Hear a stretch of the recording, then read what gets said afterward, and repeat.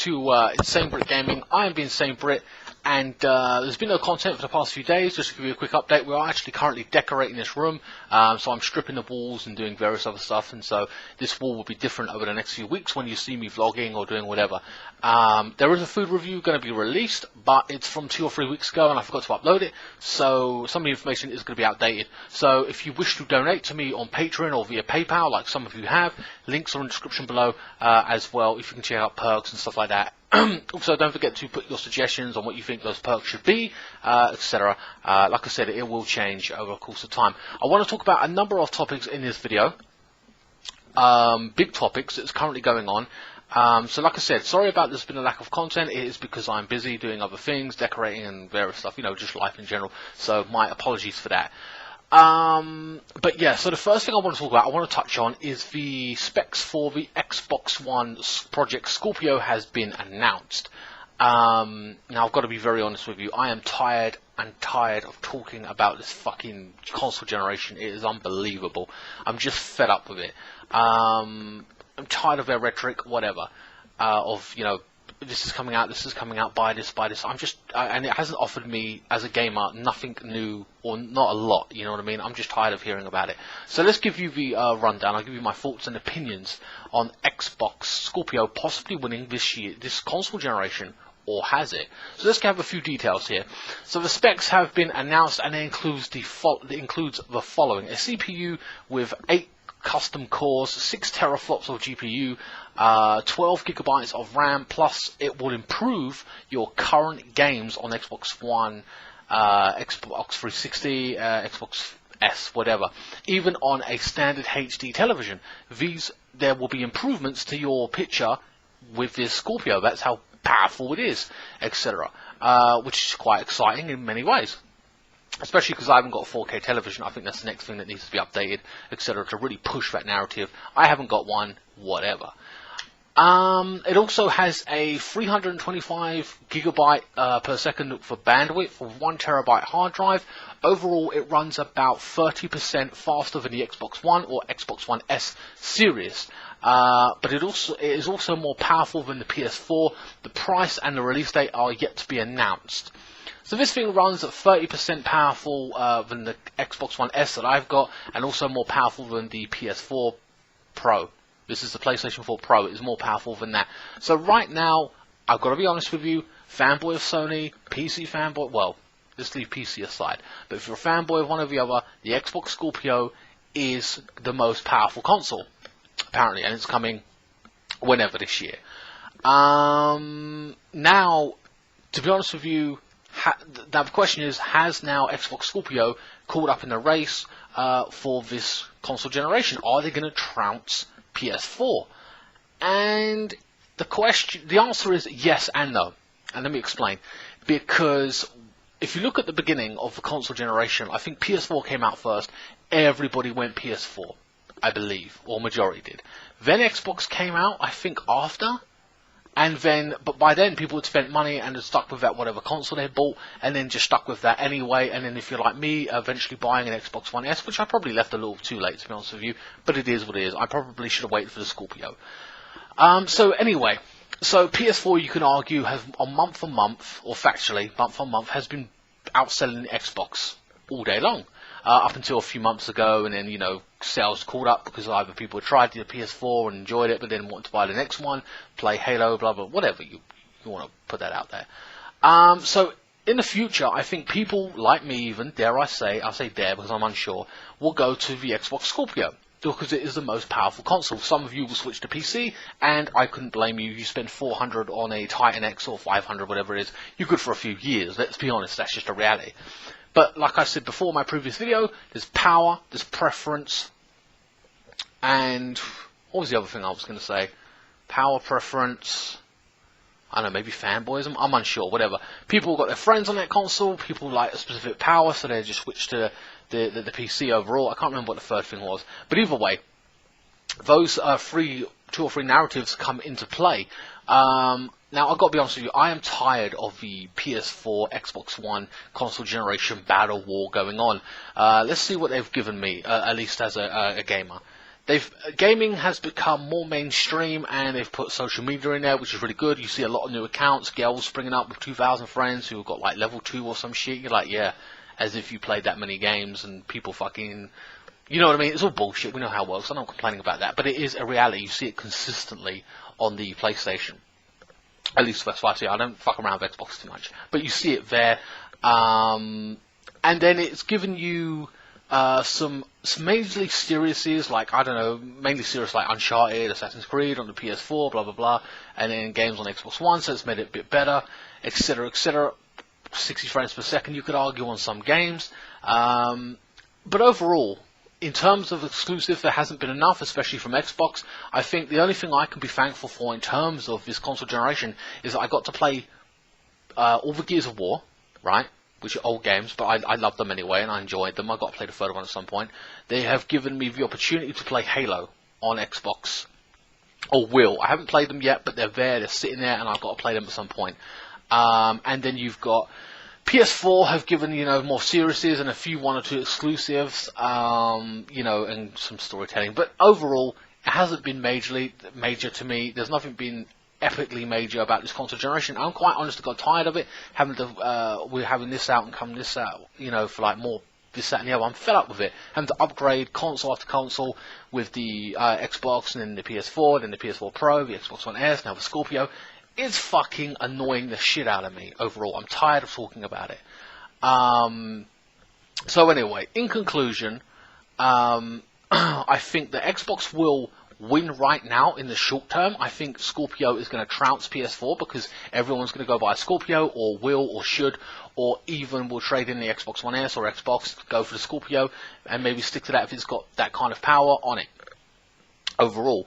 However, in the long term, I think in this year, well, not this year, but definitely next year, 2018, or towards the end, or 6 months into 2018, PS4, it's all on PS4 now.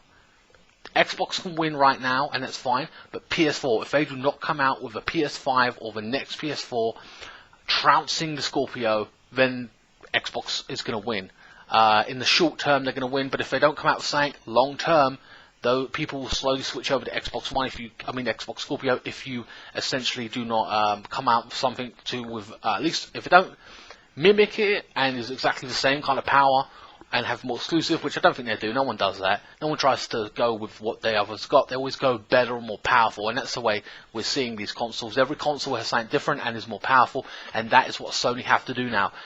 Whether it's a new console like PS4 5, call it, or the a new PlayStation version, I don't know, but it has to be a lot more powerful than what the Xbox Scorpio is, and in long term, so essentially you'll be sitting there with a Scorpio, and then PS5, just say, will be over here, and people will be shifting over to the next powerful machine, the next upgraded version, and people, again, Microsoft will be left behind after just shortly releasing the Scorpio. A year later on, a lot of people will be going to the PS5, just say, for example, or whatever console Sony has to come out with. So in the short term, I think Scorpio is going to win, but long term, depending on what Sony do, Sony have a chance to hit back one more time and regain the crown, as it were. So I'm looking forward to see what they do. I personally want to upgrade my TV or something like that before I even jump into that, but I'm honestly got tired of talking about this console generation and it's fucking what powers this or power that or what they're doing, you know what I mean? I feel but there hasn't been enough games for either console, realistically, to warrant this battle going on and people forking out money for what, because there's not been enough exclusives for my liking. Anyway guys, that's my thoughts on that particular story. I want to talk, oh wow, went on for 9 minutes, sorry for my rambling. Alright, so I'm going to go to our next story, which relates to Ghost in the Shell. Alright, so the next story is Ghost in the Shell. Now, I'm just going to touch on this. There is basically, I'm going to talk about the movie first. Haven't seen the movie, and there are a lot of people bitching. There's a few rhetorics to these specifics about why this movie is apparently flopping or not doing so well. Apparently, I heard originally that it was doing really, really well, and there's a lot of positive reviews, including the Japanese saying that the whitewashing wasn't bad because it's anime and you can change it around, and they have different colored eyes, where in Japan the actresses specifically have dark eyes, dark hair, etc, etc. So anime goes crazy, goes wild, and all kinds of crazy characters. If you're an anime fan, you may not have heard of Ghost in the Shell up until recently if you are watching this video, because you're not an anime fan. I understand that. But the live action movie starring Scarlett Johansson is hot. Yeah, she is hot. Also, she is a great actress. I've seen her in a bunch of other films as well, the Avengers movies, I think, Captain Marvel America. I know what it was. I think it was the Avengers movies. So she's, and a bunch of others, including Lucy. So she is a great actress, and in the adverts, if you haven't seen the trailer, I suggest you go watch it. The movie looks fantastic. It actually looks like the animated show. They've gone on the basis of a 1995 movie, which is fine, and I cannot wait to see it. Now, there are two people in specifically who are not wanting to see this movie, specifically making a stand. And I know I've spoken about whitewashing before, but this is an ongoing thing that Hollywood do. Whatever they get, they kind of tend to ruin, etc, etc. I'm looking past this on this basis as a huge fanboy, but there are two people that ain't going to see this movie specifically. One, fanboys who don't agree with the whitewashing. I respect that. That's your choice. I get it. That's cool. Get on with your life. I understand you feel disappointed. You have a right to bitch. Oh well. There you go. That's your choice. I understand that. Then you got the other people who are not even Ghost in the Shell fans or fucking anime fans or anything, and they're going, oh, whitewashing, you're whitewashing it, oh, it's racism or some kind of bollocks and you're on your own political agenda. Fuck you, I'm not interested in that kind of rhetoric. Those are those two types of people. However, this movie should have been made for the fans, and the fans will love it, I will love it, or most of the fans will love it, etc, in theory, but then that's a niche, okay? That's like 4 million people, or whatever it is. It ain't going to be a big success at 4 million people. What you want is the people who are your friends who don't know anime and just want to watch a good movie, or people into sci-fi movies never heard of it, or whatever, and then they go see it. So you want animation fans, or anime fans in general, or just people that want to see a good movie. You want tons and tons of casuals to go see the movie to make it a success so we can see number 2 or whatever happens, you know what I mean? And that is when it will be a success, when hundreds of millions pour in for the movie. Apparently they've lost up to $60 million with it in its first few weeks after it initially came out, because the word spread it weren't as good as whatever. But I think the fans love it, but I don't think a lot of the casual people loved it, and that's a shame. But that is a reality. But what worries us as fans is that without these casual people liking the movie, we may not get to see a second movie, and it will just be dubbed as a flop, which is really, really sad, because we know how good the series is and everything else. So that's unfortunate, but I will be supporting the movie. And then when I watch the movie, I'll give you my opinion. I'll go, man, it was shit, or man, it was great. And I'm happy to do that one way or the other, and I'll say this point. It was 3 a.m. yesterday. I was up at 3 a.m. and, I thought about Batman vs. Superman, and it's been 6 months now, and I still can't get over how shit it was. Maybe I'm a little bit insane staying up at 3 a.m. and then having that burst of depressing new thought in my head, but it just pissed me off. I can't get over it. I'm sorry. It's just where I am. On better news about Ghost in the Shell, publisher Kodansha and production IG announced the project. The new animated Ghost in the Shell is in production, apparently. This is great news, and I hope to God it's a serious and not a one-off movie, which really pisses me off. But it will be co-directed by Kenji Kamiyama. Hold on, guys, let me pronounce this. Kamiyama. Whatever. It's a fucking... I can't say the name. Apparently they directed Ghost in the Shell Standalone Complex series, which is one of the greatest series ever, and it will be co-directed by Shinju Aramaki. How ironic. One of the characters named Aramaki, who directed Appleseed, which does 3D animation, which is very good. I hope to God that they don't mix the two and do storytelling with the 3D animation. That pisses me off. I don't like that. I don't watch Final Fantasy 3D movies, and I'm not really a big fan of it when they cross over. Other than Gantz Zero, which was pretty good. I did enjoy that. Had tons of action in it. But I hope they keep it 2D, which I know costs more money, rather than 3D. But that apparently is coming, and we're getting more Ghost in the Shell, which is never a bad thing. I want it to be a serious, not a standalone movie, so we can have more interesting stories in the universe of Ghost in the Shell. Not just a 90-minute movie, there's a cash in, who's Ghost in the Shell? Eat that up, you know what I mean? That pisses me off. Have some thinking time, get some stories going, get the universe moving, and we can explore this again in 2018, 19, wherever it's going to come out. No release date or anything, but it is in production. Now, that is all I have to say on Ghost in the Shell. The future's looking good for that, or in theory right now, things are on the up and up, on the animated series, as it were, whatever. Okay, so the next big story I have to talk about.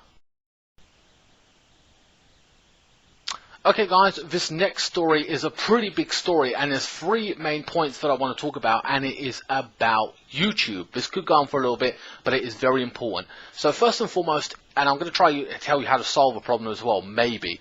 So here we go. First of all, how does YouTube work? Well, it works, or it used to work this way. If I release a 60-minute video or a 30-minute video, for example, or even a 10-minute video, and you watch the whole video, that added value to the video. Like, damn man, 1,500 people or 800 people watch this video, an hour long, half an hour long, on a specific subject, whether it be a tech video, whether it be a gaming video, whether it be me eating food video, whatever it is. People saw value in this content. YouTube said that, man, all these people watched the video all the way through, 10 minute, half an hour, doesn't matter. That added value to my video and it went up in the rankings. That's how it used to work. Now it works the following way, as watch time minutes. And what this does is basically, if I do a video and it's 1 minute long, or 2 minutes long, whatever it is, right, and 10,000 people see it, that video in that specific subject, I don't know, whatever it could be, like I said, food or gaming, 10,000 minutes, you're on it for 1 minute. 10,000 other people are on it for 1 minute. That's 10,000 minutes, and again, it goes up and up the spectrum, and that's how basically YouTube works now. People do it by fooling people with clickbait and all that kind of bollocks, you know what I mean? And it does happen. I tend to stay away from that kind of thing. And so that's how YouTube works, okay? That's just one part of the story I want to explain. But there's this YouTube censorship going on as well, and this is quite dangerous in many ways. Basically, what's been happening over the past few weeks is that YouTube has been losing money. Advertisement companies have been pulling their ads, specifically Argos, Baby Johnson & Johnson's products, and a few others, insurance companies, car companies, Chrysler, I believe it is, I don't know. Pepsi, for example, have been pulling their ads, stating that they do not want their brand associated with dodgy content. Well, what do I mean by dodgy content? I'm talking right-wing content, popular opinion, anti-gay content, anti-feminist content, etc., etc. And that kind of makes sense. They're upset that their brand is being associated with these particular people that they consider to be spreading hate. And I understand that point of view. You don't really want that. But rather than Google or YouTube being smart in theory and saying, okay, we'll put a list here, these are your companies, we will make sure they go on, I don't know, let's say non-offensive content, we'll manage it that way, and we'll go Power Rangers, Peppa Pigs, some kind of children's crap that ain't going to be offensive, you know what I mean? No way, shape or form. Manage it that way. But they did put out a bunch of bots to do this, and it has basically failed. It's still not working. So these ad companies are pulling their ads out of YouTube altogether, and Google is expected to lose, and I quote, $1 billion in 1 year. That's a lot of money to lose. I get pissed off if I lose 20 quid. Imagine 1 billion, I'll be fucking pissed. So they've had us do a drastic move on it, and they are basically blanketing everyone. But this is a big problem, because now they're blanketing everyone. If you talk about anything that is perceived to be negative about a certain subject, you cannot monetize your video. Hence, I'm losing money, you'll lose money, this person will lose money, and a lot of big YouTubers will lose money, meaning they have to fire employees who they hired to help them out, script writers or whatever it is, and people can't make a living off it full time. It is very, very scary and dangerous at this particular time, because you're going to lose money if you make a living off this full time. I personally do not. That's always been the dream, but whatever, and that's hence my Patreon and everything, and I'll get to that in a minute to give you an idea. But yeah, so this is going on, and people are panicking about it, losing a shitload of money over this, and they're worried about their future. The problem is, though, it goes a little bit deeper than this, because if you look at anything political, if you're not on the basis of an opinion that is right or wrong, and the world says you're wrong, or YouTube or Google says you're wrong, you are not going to be able to monetize your video. So if you have a feminist video, or some kind of video, right, that's a certain subject, and they say this is okay, this is good, and that's fine, and most of the world agrees, but then you have an anti-feminist video, or an anti-something video, or an anti I don't know, another side of a story. This is what it cuts down to, guys. Another side of a story. So there's two stories. There's a story. The mainstream media break it and tell you it a certain way where they swerve it, not to offend people. You've seen it before. You see it before. Trust me. And then you go online and you see someone else showing you the other side of it. You're like, well, wait a minute. That wasn't reported. That wasn't said. And this is what's happening all around the world today. So if you look at the major mainstream media like the BBC, NBC, ABC, and Fox News, Sky, whatever it is, they are telling you a story. And you'll get an opinion of it, and it will be curved not to offend people, taking out facts or things when we all know the truth that certain individuals, certain people, and whatever it is going on and committing crimes or doing certain things, but they're not reporting it. So you go online and you get other alternative media like Young Turks, I don't know, Breitbart, and a bunch of other people, other media outlets, including Infowars.com. You will get another side of the story, but of course, that is perceived to be wrong. That is another side of the story that is pretty negative, or you're saying this, that, and the other, and we disapprove of it. Therefore, you're not going to be able to monetize that video. There has been channels, hundreds of videos have been not monetized or monetization taken off and they can't make money off of it because of the fact that you have the wrong opinion. So let's take it a bit light-hearted. Let's take it down to our level, guys. If that went over your head, let's give you an example. I say, no, mainstream media says that Xbox is the greatest console in the world. Okay. I make a video on YouTube and say PS4 is the greatest in the world. But wait a minute. YouTube doesn't agree with that. The world doesn't agree with that. You can't say that. You think that PS4 is better than Xbox? You motherfucker. Demonetization. You cannot have an opinion. You cannot have a view. Or you can, but you won't be able to monetize it. Because we disagree with it, the rhetoric of it. We don't like that. We don't like that opinion. And that is what is happening. You cannot have a different opinion than anyone else, it seems, or you'll get punished for it. That is the major concern. Hammering free speech. Facebook is going over to, I think, Pakistan or somewhere like that, and they're worried about hate speech of a religion or something. You're like, well, criticism of religion, and they're actually going to enforce it where people, you're going to get punished or banned off Facebook because you said something bad about religion or criticized it or some shit like that. Saudi Arabia, there's a blogger over there who is waiting 1,000 lashes for blogging about something. He wrote a blog, 1,000 lashes, and fuck knows how long in prison. So this is happening all over the world. It is being censored. Mainstream media actually went to a few big major corporations. So let's just say, I don't know, BMW or whatever it is, and they are basically saying, hey, you got ads on YouTube. Did you know that you're funding terrorism? Technically, because your ad or whatever is on an ISIS video, or a hate speech video, or just saying it offers a different opinion to something, and these companies are going, dude, we got to get our ads out there. We're being fucked. Our brand is looking terrible right now. I understand that point of view, but at the same time, I got to be honest with you. When I watch a video, any video, whether it's dodgy, anti-this, or pro-this, whatever your opinion, I do not think, yeah, it's an anti-video about a certain subject. I feel like having a Pepsi or a Coke right now, or fucking going down Argos. It doesn't affect me that way. It does not. You think I associate that with that? No, I do not. I see an ad, and if anything, like you guys, it pisses me off, and I want to get out of the way. Or maybe it tells me about a new movie coming out, and that is essentially what is happening. Now, whose fault is this? Well, partly Google, but it's mostly mainstream media, and I'm going to give you an insight into it. Mainstream media is fucking dying because people are waking up and they're going to alternative media. They're going to YouTube. I don't even watch TV anymore, guys. I watch YouTube, some games on YouTube or some shit, and I'll watch Family Guy Match of the Day. That's 2 shows in a week. I will watch Netflix all the time. I'm even watching the TV shows on TV these days. You might watch some Made in Chelsea or some shit like that. I don't know. That's your thing, okay? That's not me. I will watch Korean dramas. I actually watch Japanese subtitled fucking shows because they're actually better than what we got, or they're just more interesting to me. You know what I mean? It is what it is. And mainstream media, they lost the trust of the people, the newspapers. They lost the trust on the TVs like the BBC and all the rest of it because people can't stand their shit, cannot stand their biased bollocks.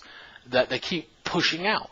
And so people go to alternative opinion makers like me or whoever. Now, don't get me wrong, guys. I have an opinion. I will give you the facts of a story, right? Here's the story, guys. Here's my opinion. What do you think? That's up to you. That is completely up to you what you think. And I don't care if you agree with me or disagree with me.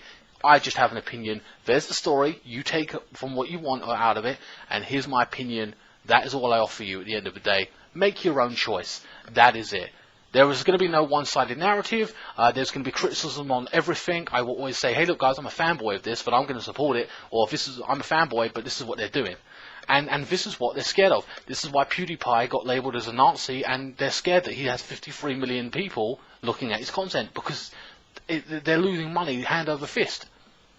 And this is what's scary, that you soon won't be able to have an opinion on YouTube anymore. You'll get punished for it.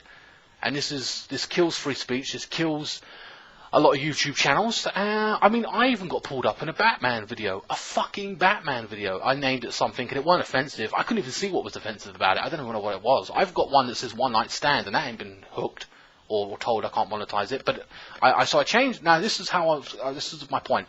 How do you stop this? Well, if your video gets pulled up, there's an appeal button. Now, there's a glitch in the system apparently that hasn't made it show up, so I haven't seen the appeal button, but there is, and it's kind of fast. They fast track it, right, and you can appeal pretty fast, and that's good. That's one. Two, the other way you can do it is actually, just say my video came up, and how I got it done, like Batman, is I changed the title of the video, and I changed the description. That was it, and I could monetize it. So guys, if you have a video that's pulled up, try it out. I've got 1,000 videos, but the thing is, they're not even telling you, not emailing you saying, hey, these 10 videos have been fucked. You now have to appeal that, or change it, or something. They're just not telling you, so go back through your videos and check them. I have 1,000 videos, guys. 1,000 fucking videos. I'm not going through that shit, no way. Well, alright, I won't lie, I did go through 20 pages. But you can see when the dollar sign's there, right? You can see that. So it is what it is. But guys, so it's getting scary that you can't actually have an opinion unless you agree with their fucking propaganda and narrative, you know what I mean? So mainstream media is trying to claw back and get you guys to go back to fucking TV where it's shit, and you have to eat up their rhetoric.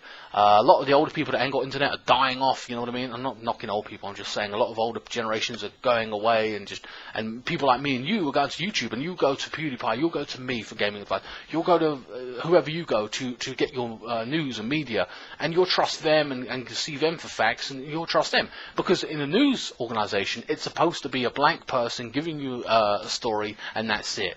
But trust us, we've been doing this for 30, 40, 50, 60 years. But then when you come to someone like me, I give you the story and then I give you an opinion. It's more fun that way, more interesting. Where the newscast reader can't really give you an opinion or you know what I mean, or an offensive opinion. Oh no, you're offending people.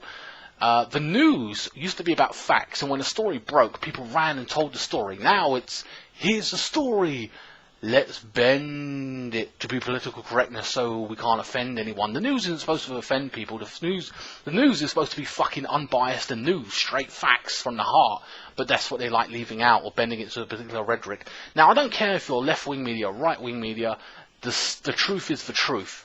But you should get both sides of the story and then laugh at it and go, well, I can see why they left this, that, and that out. And you have to come to your own conclusion, because mainstream media can't simply be trusted. And, you know, you've got your right-wing media, left-wing media. And the choice is yours at the end of the day to whatever you believe. Anyway, guys, the final part of this is what I'm going to talk about, is the fact that YouTube have come up with something that's going to counter this, supposedly. I won't say counter, but check your channel. Years ago, they said a partner verification, okay, that basically allowed people, anyone like you or me, to get verified, partner verified on YouTube. Now they're changing it. Now you cannot monetize your video in a new channel after a certain date, this week, next week, I don't know, where you reach 10,000 views. So I had to get 10,000 views before I can monetize and make money on my channel. Now, I remember getting excited at 6,000 views. I had about 30, 40 videos, and they were vlogs, not even 30, 40 videos, might have been 20, I don't know. And they were crap, honest to God, crap. Nowhere as good as, I didn't have the equipment, didn't have gaming tech, didn't have none of it, right? But guys, I got 10,000 views, and I was, you know, at a certain point. So I'm not really worried about the fact that you have to get 10,000 views to start monetizing, but they're basically what they're doing is, so if everyone's doing YouTube videos, 500 million hours a day or an hour being pushed up on YouTube, right? They can't manage all that. Or they do, but it's incredible. But basically, they're looking at this line of 20 people, just say, with 10,000 views, right, out of millions that are doing it. And then they check your channel. They see you, they look at you, they look at what your channel name, they check your content, and if it's official or okay or safe, then they're like, Baby Johnson Johnson's or BMW or whoever will be able to advertise on your channel. You're not spreading hate or a rhetoric that we don't feel is offensive. Therefore, we will allow you to monetize your videos and make money. So that's what they're doing. So there's like a checkpoint system where they're looking at you and they're judging you. But it's funny because a lot of news channels, like independent news media, like myself, just say I'm small and I just do gaming. That's fine. But a lot of them are being hammered, and all their channels or videos being unmonetized and shut down. They're losing money hand over fist, while the big news corporations are still getting monetized, and they're the same fucking story. The same story that Sky told I might tell, but I won't be monetized like they will because they're telling it from a specific angle, because it could be offensive or some bollocks, or the world might not agree.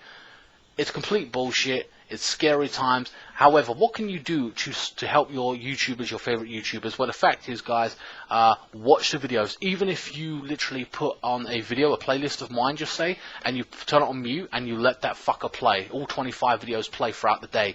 Do that. It helps me out a lot. And it ain't just me, it's other YouTubers. So do that, I suggest. Also, you can buy people's merchandise as well if you want to support them. But also, you can support them on other platforms as well, Instagram, YouTube, because they may end up making money there. I advise you to do that. I personally don't mind, just YouTube. But also, the bigger thing you can do directly is to donate to their Patreon. A lot of people got Patreon accounts and have had to, even have been forced to. I did it because a few people asked, and to be honest with you, it's a direct way for me to get money from you and I can invest back into the channel. That's great. So guys, check out my Patreon, check out my PayPal as well, if you just want to do it through PayPal because you feel safer that way. That's completely and utterly up to you. I understand that. All links in the description below for that.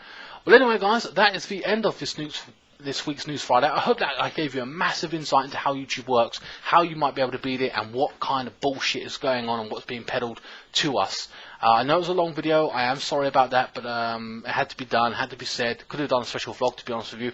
Anyway, guys, please like, share, comment, and subscribe. Don't forget to share this video with your friends and tell them about what's going on. And I'll give you any updates from what I might find out in the near future. And I will see you next time. Thank you so much for watching.